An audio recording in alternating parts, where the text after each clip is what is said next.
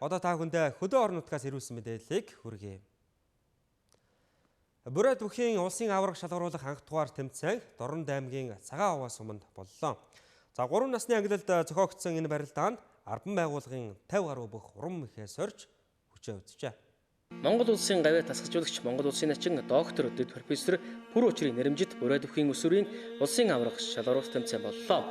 Тэмцээнд өсвөрийн бүгчүүд 3 насны ангилалд уран мэхээс орилоо. За Монгол улсын бүхийн түүхэнд бүрээд бүхийн улсын аварга шалгаруулах тэмцээн анх удаага боосон нь цаашид бүрээд бүх хөгжих эхлэлийг тавьсан байна.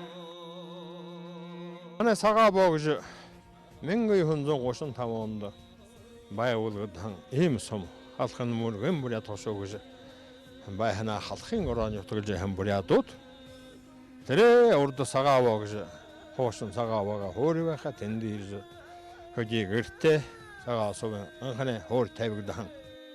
13-аас 14 насны ангилын барилдаанд Хэнтэй аймгийн Дадал сумын бүх Уланбаяр, 14-өөс 15 насны ангилын барилдаанд Дорнод аймгийн 12 дугаар сургуулийн бүх Сүхбаатар, 16-аас 17 насны ангилын барилдаанд Дорнод аймгийн Цагаан Овоо сумын бүх Өсвөр нар тус төрүүлж 2019 оны бүрээд бүхийн өсвөрийн улсын аваргууд болжээ.